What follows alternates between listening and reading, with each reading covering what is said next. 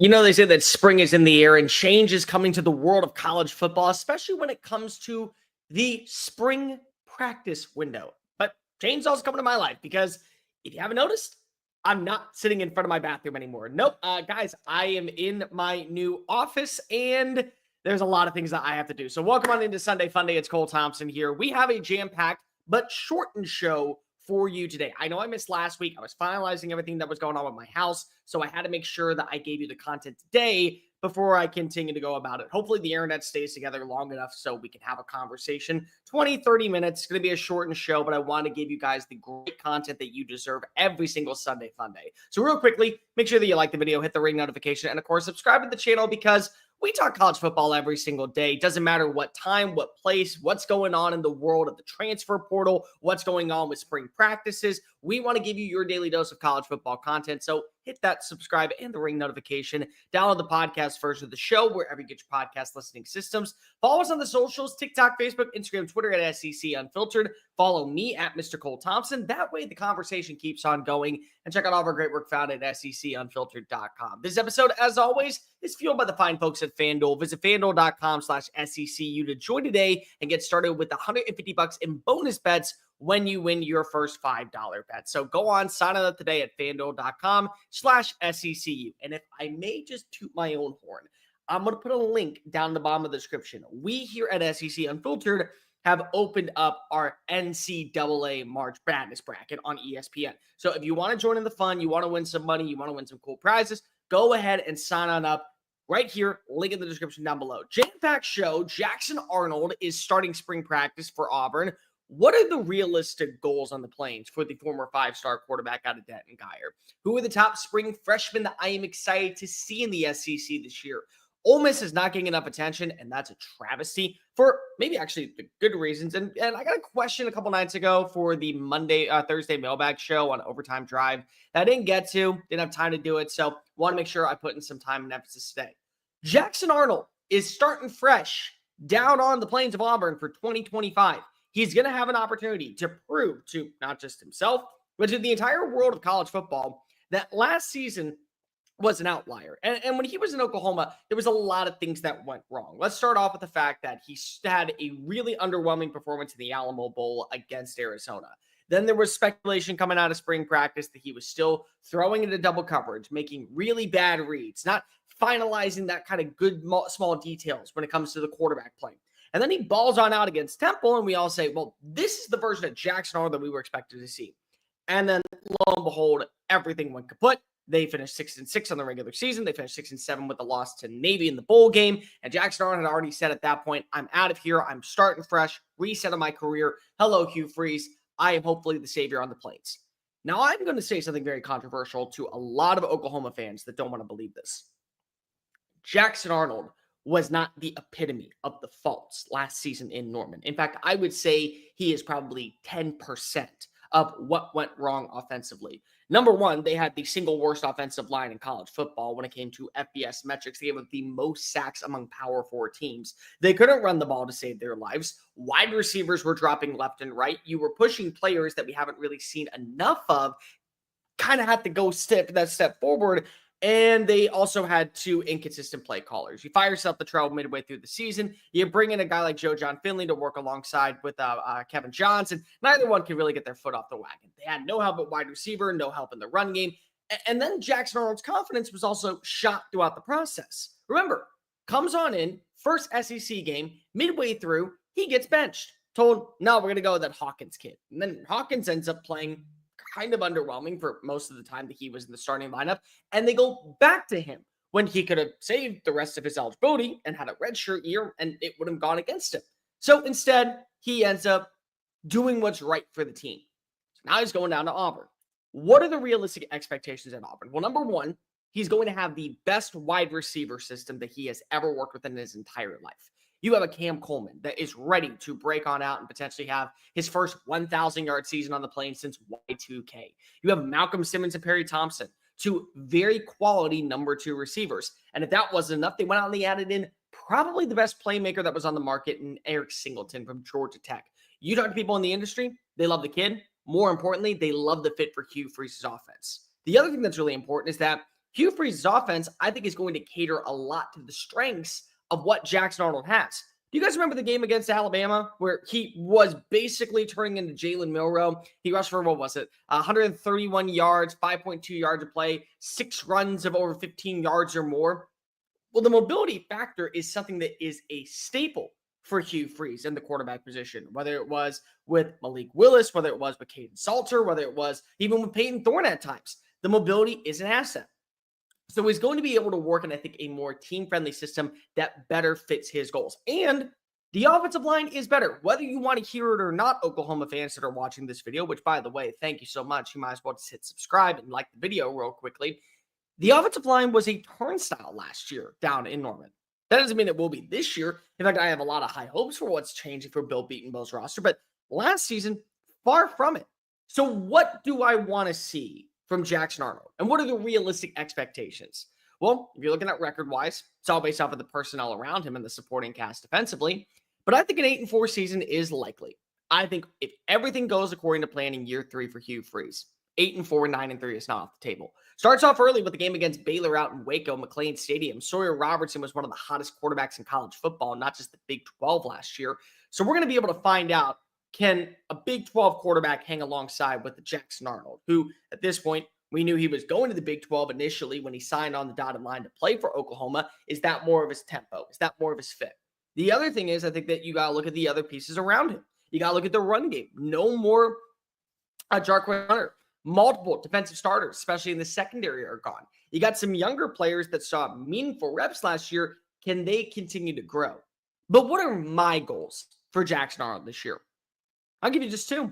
The first one is when spring camp is over and I'm going to the message boards on 247 or on 3 or on Rivals, and I'm reading through all the conversations about what do we feel about that quarterback room. I want to know 3 things. Number 1, Jackson Arnold's got that confidence back.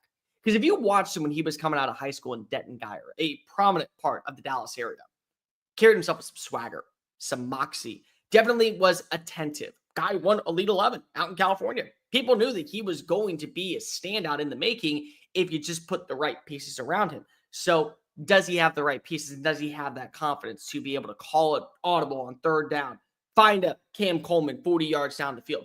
He's able to incorporate. We all know that. It's all possible when it comes to those little things. Can he deliver the strike to where everyone's talking about? That's a connection that you're going to have to worry about in the SEC. And if it's not him, maybe it's Eric Singleton. Maybe it's Perry Thompson. Maybe it's Malcolm Simmons. Maybe it's a tight end that's emerging. Maybe it's a freshman that's currently enrolled. But I want to know that when he gets his read, when he's locked in, lasered focus on the right dude, that's an easy 6 points. Number 2, he's cutting down on the turnovers. One of the biggest issues that we heard all of last spring was that Jackson Arnold was still making mental mistakes when it came to the turnovers. He was constantly throwing into double coverage. He wasn't getting his feet properly set. And you can ask yourself, was that because of the bad offensive line? Was that because of inconsistency at wide receiver? Was that because of not being able to have a stable run game? What was the reasoning behind it? But it's year 2 as a starting quarterback. Little things like making sure that you're throwing off your back foot properly. Little things like I'm going through my progression. 1st read, 2nd read, 3rd read. Nobody's open, tuck and run. Just go ahead and pick up 3 and call it a day. Those are things that are learned with time and experience. Arnold now has that underneath his belt.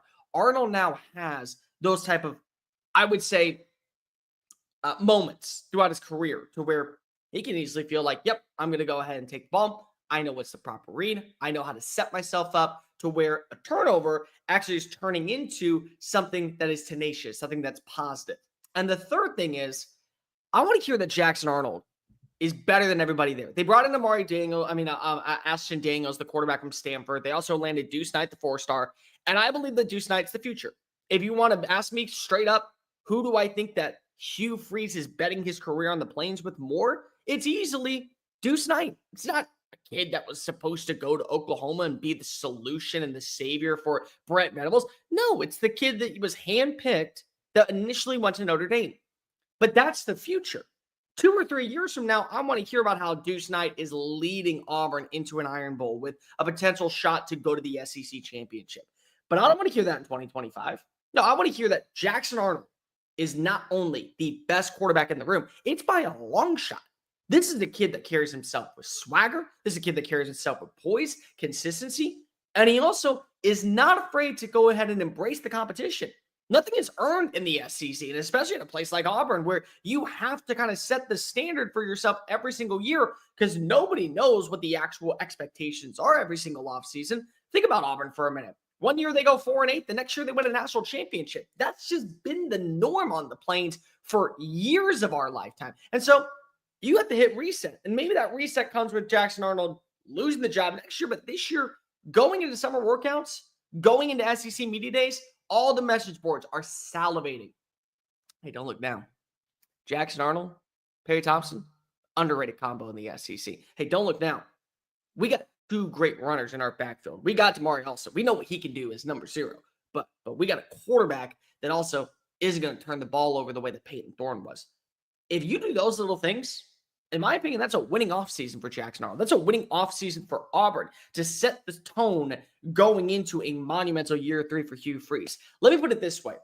Jackson Arnold reminds me a lot of a quarterback, and I know I'm going to get some laughs for it, but you got to stay with me.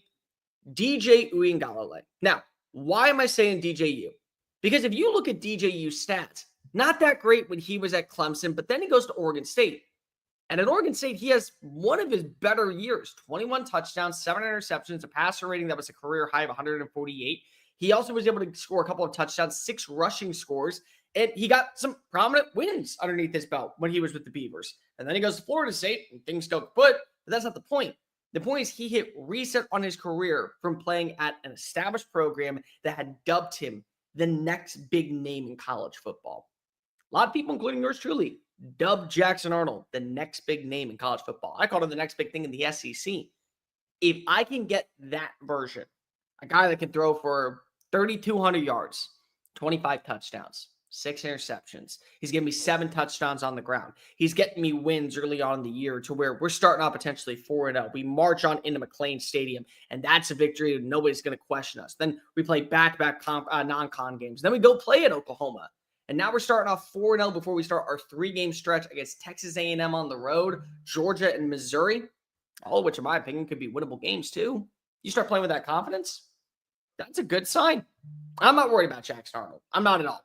What I'm saying is, when it comes to a guy like the Denton Geyer 5-star that I remember watching, balling on out, putting together drives that were meticulously fantastic, leading his team in high school to state playoffs, to convincing wins, that's the guy I want to see on the Plains. That confidence back.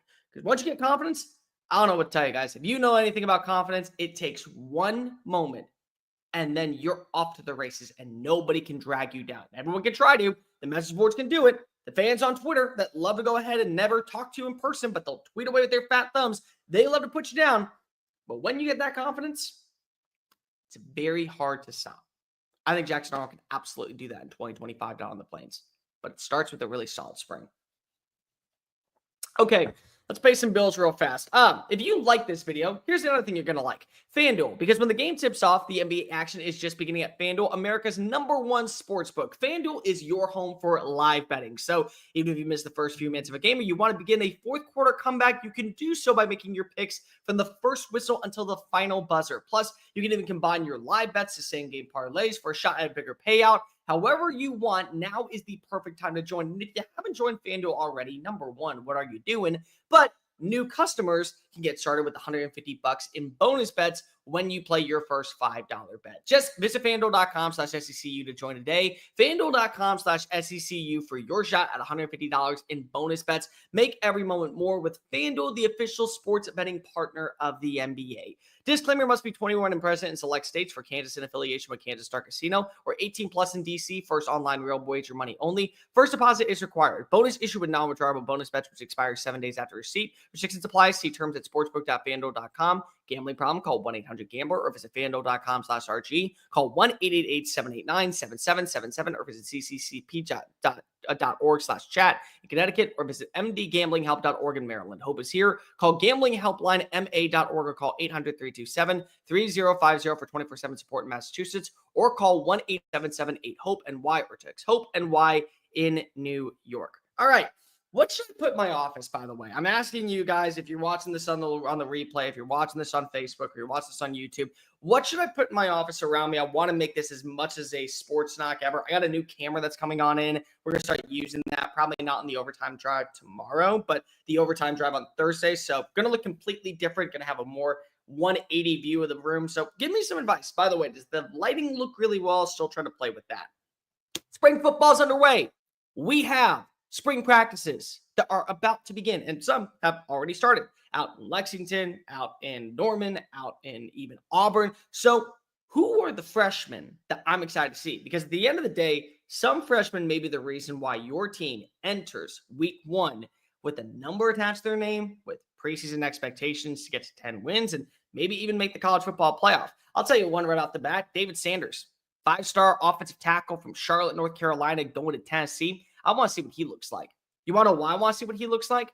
Because of last year's offensive line was so inconsistent for Tennessee, it became a problem. It became one of those things where you wondered, was a guy like Nico Iamaleava even going to have time to get a throw off?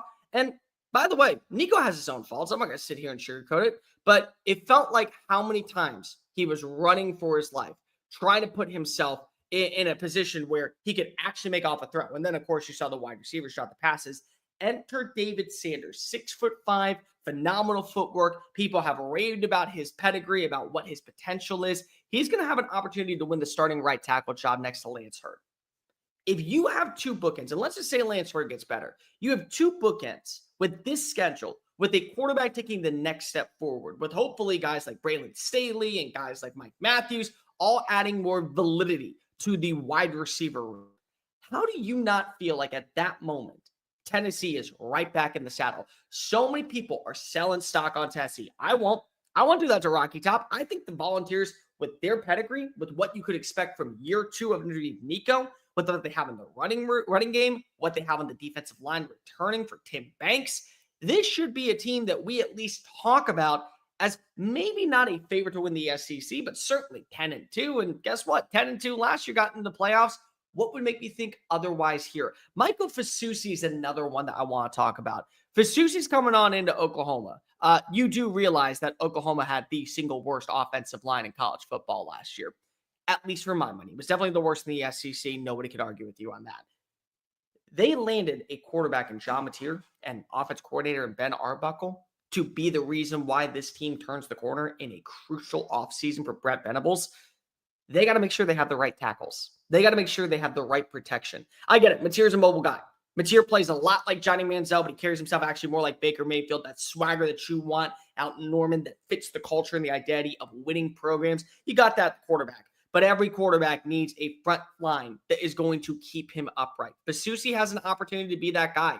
In fact, I would say he has a very good opportunity to immediately set the standard on what you can expect moving forward for offensive linemen.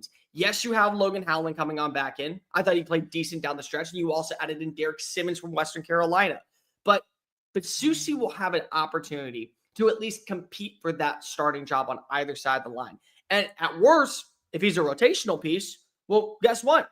Any single time that somebody struggles, any single time that you feel like, hey, we're not getting good play from Howland, we're not getting good play from Simmons, or Luke Balkenlow, the Stanford transfer, he comes on in.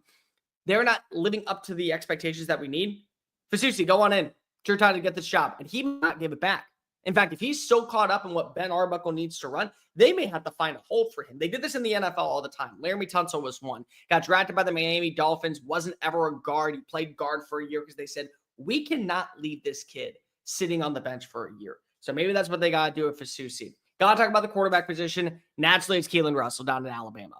The way I view Keelan Russell is a lot like when you go out to dinner and you have a friend that is a member to the restaurant. They give you a free appetizer. If you don't go, you're still going to go to the restaurant. It's going to be okay if you don't get the free appetizer. But you get the free meal, you get something to add to your bill to where it's a 0 at the end, get a little bit more indulged. You feel pretty good. Now, why am I saying that? Because Keelan Russell, if he doesn't play this year, to me, that's a win. That's a win in itself simply because it says that, hey, Austin Mack, he's picking up some steam. Ty Simpson, great fit for what Kalen DeBoer wants to run. The relationships with these two They're working. They're phenomenal. You talk about how well that they're transitioning with an Isaiah Horton and a Jeremy Bernard and Ryan Williams, and they're fitting what we ran out in Seattle with Kalen DeBoer. Well, thanks, Keelan Russell. We appreciate you, and we know that you're going to be a star, but you sit this one out. We can go 10-2 without you. Or they struggle, and Keelan Russell enters. He ends up throwing well. We've already seen some of the highlights on Twitter. And now that's like having the guy that shows on up with the membership for the free appetizer. You get a free appetizer or a free meal that comes with it because you get a free extra season of what Keelan Russell could be. If he can pick up the little pieces, he's already on campus. He seems to be wowing people down in Tuscaloosa. If he ends up playing as advertised, you got to give him a shot to play. I'm not saying that he has to play right away, but if there's any reason to doubt what a guy in Austin Mack is doing or what a guy in Ty Simpson is doing, why not let the freshman, who again, it's a free year. It's almost like a wash if you want to say put. Give him some reps and let's see what he provides. Let's talk about the Florida wide receivers. Dallas Wilson is the one that I really want to focus on.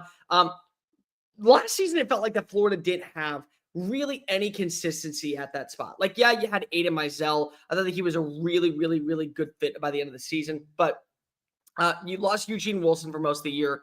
What are we going to see from Dallas Wilson? Remember, this was the kid that eventually committed to Oregon and then decided to transfer on down to Gainesville because he was buying into the culture. It ended up helping them get a top 10 class. Does he take that next step forward? Is he a dude that we see end up wowing folks down in Gainesville? And I get it. Right now, we're not going to see a lot of DJ Lagway, if DJ Lagway at all this spring, because of this conversation that was going on with the injury. We'll talk about that tomorrow on the overtime drive. But what if you're just watching him cook up defensive backs? Okay, well, now you got a problem on your hand, a good problem. You still have Aiden Mizell, who's going to take another step forward. You still have Trey Wilson on the roster. That's a dude who I believe when he's at his peak could very well be destroying the SEC left and right and putting boot to ass against any defensive back. You also have Vernell Brown. Vernell Brown, 5-star wide receiver from Orlando, Florida, number 5 player at the position. What's he look like? And now if you have 2 wide receivers that are veterans or guys who have been in Billy Napier's system, and then one of the two, Vernell Brown, or you could say, again, it is easily Dallas Wilson, puts on a performance that we actually are very enticed to see. Well, now one of them is going to have a major role. And what if they build that rapport inside that locker to where, hey, he's open, just chuck it. I promise you, he'll come down with it. Does that change the trajectory of Florida? Florida still has one of the toughest schedules in college football. I mean, it's a murderer's row of games of unexpected who knows what. Texas A&M is one. Miami is one. Florida State is one. Every single one of those teams could be in the hunt for the college football playoff, or they could all severely regress this offseason, even worse than they did last year. But again, give yourself an advantage. Vernell Brown goes off. Dallas Wilson goes off. You feel really, really good about one of those two taking that next step forward. And then finally, let's talk about Georgia. Isaiah Gibson comes on in, highest rated edge rusher to sign with Georgia in the modern recruiting era. What does he look like working with Kirby Smart? Because again, it's Kirby. Kirby defense. Everyone understands, hey, the dude speaks volumes when it comes to not only landing the right talent, but developing the right talent. They're losing Michael Williams. They're losing Jalen Walker, 2 of the better pass rushers on this team. And I understand there are a multitude of talents that belong in this system that absolutely are going to take that next step forward in Athens because we always see it. But could Gibson be one of those guys? Dave Harris is probably going to step on up. But do you think that if you gave Gibson an opportunity to pair alongside him, maybe he could end up being one of the better pass rushers? Or what if he has a similar career to Colin Simmons to start? Simmons last year, when he went down to Austin, here was his role. Get to the quarterback quickly, bring him on down and get off the field. 3rd down blitzes. And then eventually, Simmons got really comfortable playing in the system underneath Pete Bukowski, so much so that he ended up becoming a full-time starter. Could that be what we see from Gibson, working alongside with both Glenn Schumann, a whiz when it comes to linebackers, when it comes to Kirby Smart, when it comes to this defensive line room, just being able to be in a locker room where, hey, it's a better offensive line. You're going to be going up against some mobility at quarterback. You're going to have to learn to grow up pretty quickly. But those are some spring freshmen that I'm very excited to see. I'll throw one more in there just really quickly. Antoine Fagan out of Auburn. Guy is projected to at least compete for a starting safety spot. They lost Jaron Thompson to eligibility purposes last year. I thought that this secondary was hit and miss for Auburn with DJ Durkin. I believe it could be the backbone of this team this year. If you watch Fagan's tape coming out of high school, he is a human heat-seeking missile that does an extremely good job of maneuvering and coverage. Good backpedal, good flip of hips, can really go ahead and fly to the football with these. I'm excited to see what he does with DJ Durkin. And again, I don't need to see a lot of him. I just want to see enough to where I feel confident, hey, if I got to call on him, I got to call on him. Like the video, hit the ring notification if you haven't already. And of course, subscribe to the channel. All I'm asking you to do is just make sure that you continue to support SEC Unfiltered on the race to 25,000 subs, then 30,000 subs, 50,000 subs. And when you like the video, all it's saying is you enjoy this type of content. It's the more content that I'm going to give you in the not so distant future. I let my coffee go cold. Speaking of which, the feeling around Oxford, Mississippi is ice cold right now. Not in terms of the internal buy-in from Lane Kiffin. The guy can sell a used car to literally the richest man in the world, and I promise you he'll make a buck off it. What I'm saying is that most people have kind of thrown Ole Miss to the wayside, and I would understand the reasoning behind it. Last year, Ole Miss went all in on the transfer portal. They landed premier players like Prince and Manley Ellen and Walter Nolan, and they got better in the secondary, and they felt like that their offensive line was more complete, and they loved what they brought in at running back, and they loved what they brought in with the Juice Wells from South Carolina.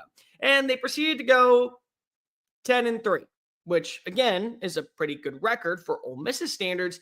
But it's a little underwhelming when you go 11-2 and Jackson Dart and Trey Harris and Caden Prieskorn and half of the defensive backs and one of your linebackers, and you land Chris Prupal and they're all like, hey, we want to come back for the last dance.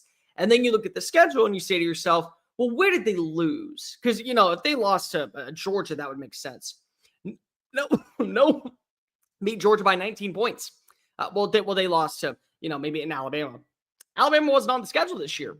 What about Texas A&M? They always play interesting against Texas A&M. They didn't have A&M this year. Texas either. No, they lost to Kentucky on a 4th and 6. They imploded in the fourth quarter down in the swamp. And a 4th and 5 conversion from Garrett Nussmeier to Aaron Anderson sent the game into overtime down in Death Valley. And eventually you watch as Kyron Lacey caught a 6-point score. That's how they lost games. So a lot of people have sold their stock on Ole Miss and Lane Kiffin for 2025.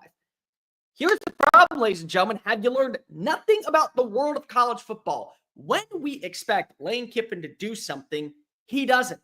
When we never expect Lane Kiffin to do a damn thing, watch as the results pave the way. They were coming off an 8-5 season in 2022. 2023 rolls around. They have this kid, Jackson Dart, who they're bringing in another quarterback with Spencer Sanders and saying, we're not going to name him the starter. We're going to make him earn it. And this Louisiana Tech kid comes on in at wide receiver. And then one game in, a kid, Trey Harris, goes and sets a record for Ole Miss football. And Jackson Dart looks like QB1, so much so that where they're like, hey, Spencer Sanders, we're really sorry that you had to transfer here, buddy. Like, we're really sorry that you wasted your last year of eligibility and not going to Oklahoma State. Went 11-2. Nobody expected that from Ole Miss. We expected Ole Miss this year to be a competitive force, which makes them the most dangerous team in the SEC for 2025. Keep in mind, it's the same schedule. Almost. They are replacing Wake Forest with Washington State. Now, Washington State is going to come on down. Brand new head coach and Jimmy Rogers from South Dakota State. Brand new quarterback because John Mateer hightailed it on out of there with Ben Arbuckle to go to Norman, Oklahoma. But it's the same schedule besides that. They welcome in Tulane. They get to play against Georgia State. They have to now travel on the road to Athens. They now have to travel on the road to, they have to travel on, they get to welcome, let me phrase that. They have to, no, you're right. No, they have to travel on the road to Norman, Oklahoma, but you welcome in LSU. You also welcome in South Carolina, and you welcome in Florida. 3 of probably your toughest home games of the year, not to mention the Egg Bowl at the season's end, where we have really no idea what we're going to get out of a guy in Jeff Levy, Blake Shape, and Luke Homan-Hoke in year 2. No idea. It's a manageable schedule. What if Austin Simmons takes that next step forward? What if we see the quarterback that impressed us on one drive against one of the best defenses in college football with the guru and Kirby Smart calling the shots? He ends up taking strides in spring. No longer playing baseball. So his focus and attentiveness is being QB1 out in Oxford. What if he builds a relationship with Trey Wallace, the wide receiver from Penn State? Or what we saw from Caden Lee was just an appetizer to the main course that's going to be 2025. What if a guy like Luke Haas steps on up at tight end? And now we're seeing this offense look pretty similar to what we saw in 2024, definitely what we saw in 2023. And then they ball on out week 1 against Georgia State. And people are like, oh, well, it's Georgia State. And then they proceed to get a double-digit win over South Carolina.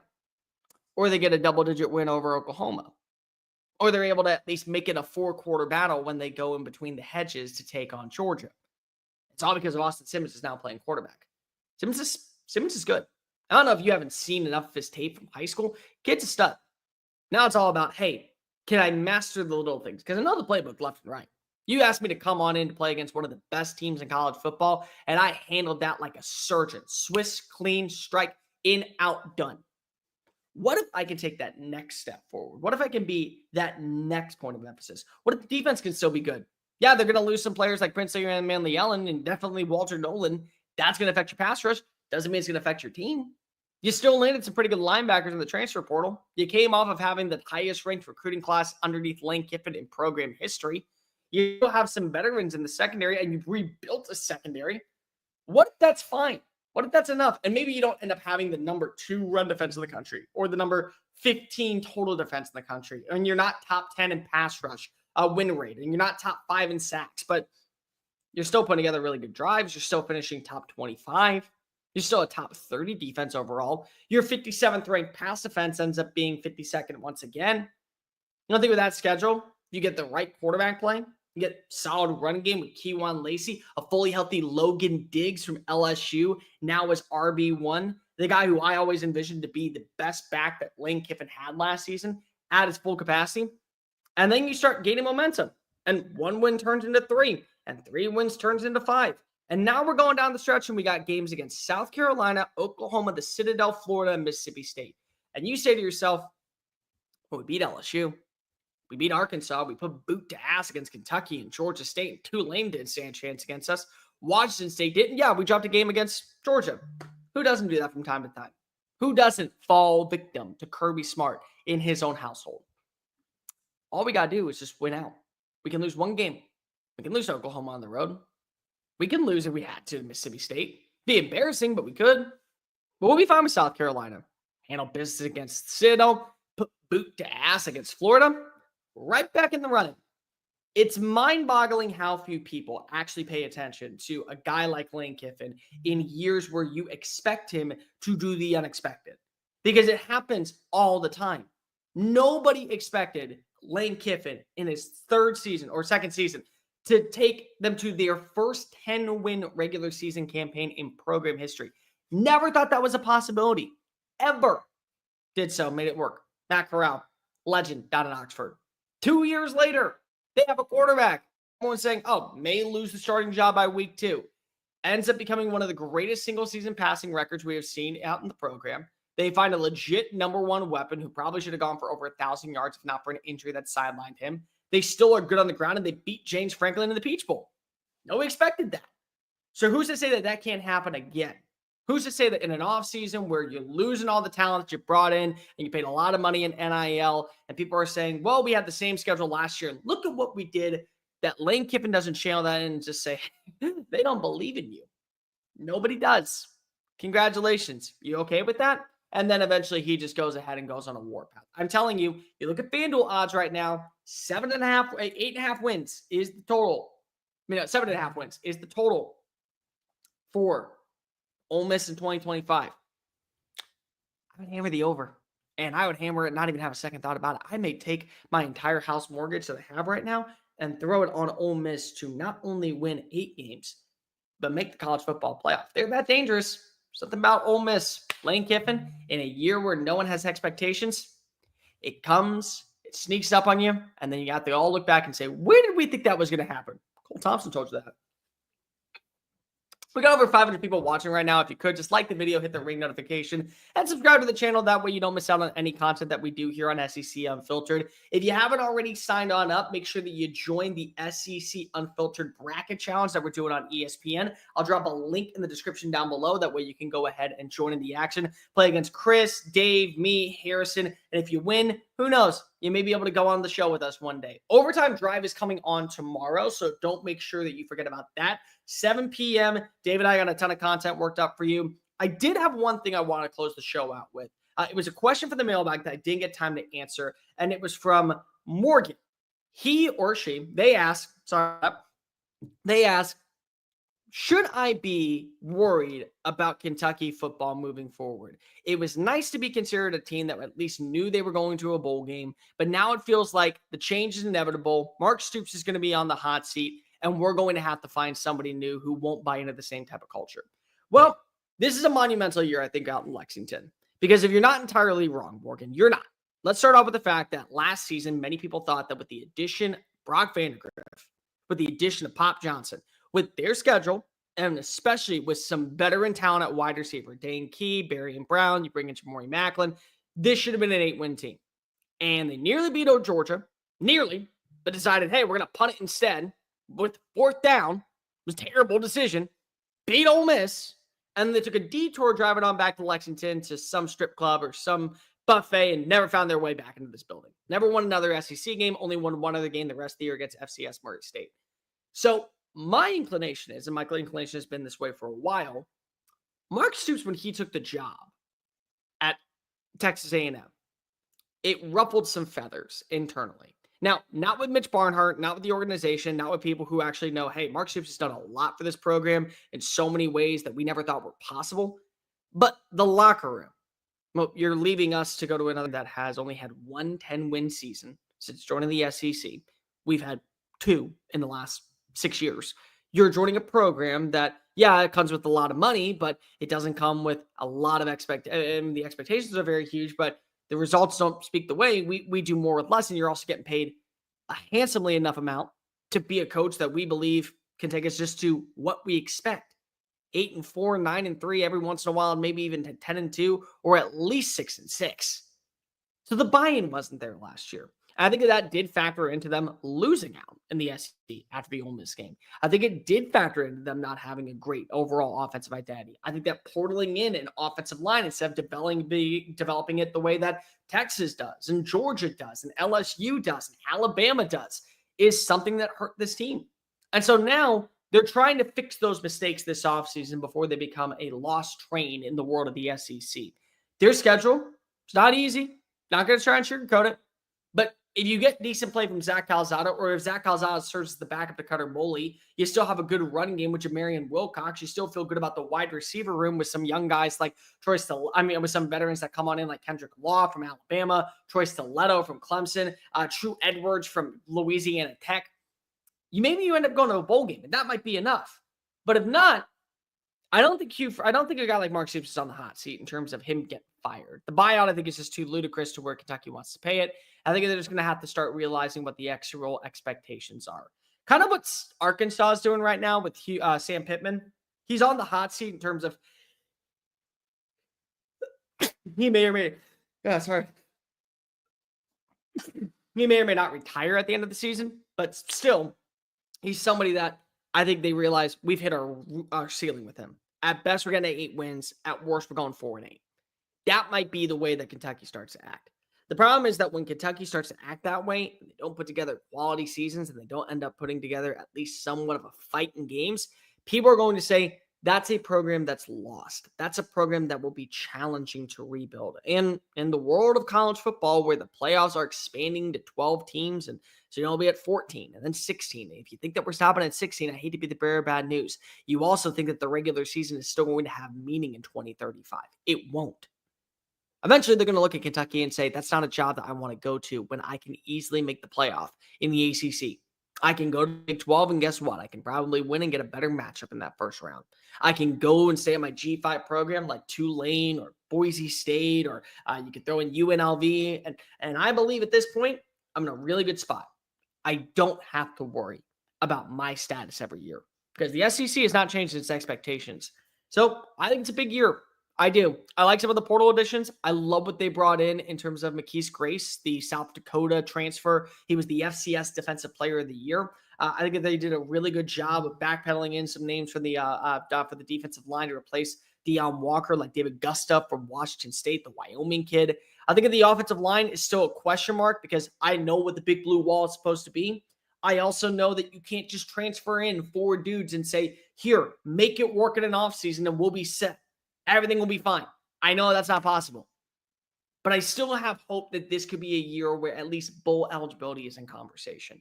You look at the games, week 2 against Ole Miss, that's going to be a bloodbath. Shield your eyes and hide the children. But Toledo comes to town, Eastern Michigan comes to town. Both those should be winnable. Tennessee Tech comes to town, Vanderbilt comes to town. You go to Vanderbilt. I think that's a winnable game. What do we make of Auburn? All based off Jackson Arnold. What do we make of South Carolina? Are they going to be content? Are they going to have stellar play outside of Lenora Sellers? Could an injury occur that eventually lets you beat up on maybe a Florida or a Tennessee or a Texas?